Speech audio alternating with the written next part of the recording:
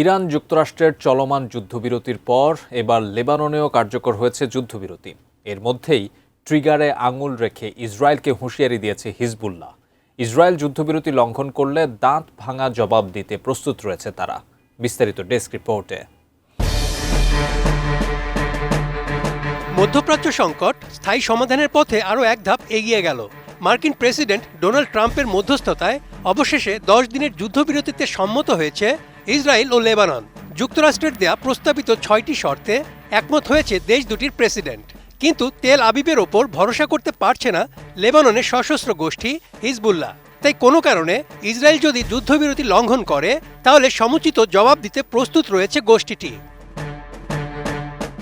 বার্তা সংস্থা এএফপির প্রতিবেদনে বলা হয়েছে, লেবাননে সদ্য কার্যকর হওয়া যুদ্ধবিরতি যদি ইসরায়েল লঙ্ঘন করে তাহলে কঠোর প্রতিক্রিয়া জানাতে প্রস্তুত আছে হিজবুল্লাহ।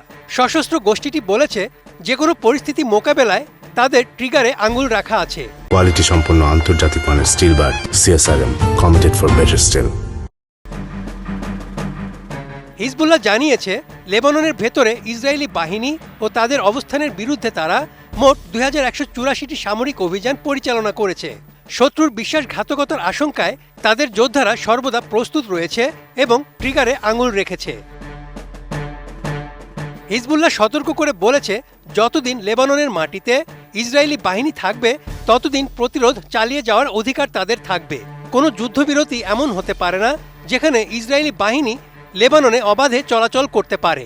এমন শর্ত গ্রহণযোগ্য নয় যা পরিস্থিতিকে আগের অবস্থায় ফিরিয়ে নেয়। সংগঠনটির দাবি, লেবাননের ভূখণ্ডে বিদেশি সেনা থাকা অবস্থায় দেশটির জনগণের প্রতিরোধের অধিকার রয়েছে। অর্থাৎ দখলদার বাহিনী না যাওয়া পর্যন্ত সব ধরনের উপায়ে প্রতিরোধ চালিয়ে যাওয়া বৈধ। এদিকে যুক্তরাষ্ট্র বলছে, কেবল সাময়িক যুদ্ধবিরতি নয়, বরং মধ্যপ্রাচ্যে একটি স্থায়ী শান্তি অর্জনের লক্ষ্যে তারা কাজ শুরু করেছে। পাশাপাশি মার্কিন প্রশাসনকে ইসরায়েল ও লেবাননের সাথে মিলে কাজ করার নির্দেশ দিয়েছেন ডোনাল্ড ট্রাম্প। 14 এপ্রিল ওয়াশিংটন ডিসিতে মার্কিন পররাষ্ট্রমন্ত্রী মার্কো রুবিওর উপস্থিতিতে 34 বছরের মধ্যে প্রথমবারের মতো ইসরায়েল ও লেবাননের প্রতিনিধিরা সরাসরি বৈঠকে বসেন। মূলত এই বৈঠকটি যুদ্ধবিরতির পথ প্রশস্ত করেছে বলে মনে করা হচ্ছে। Desk report, ATN news.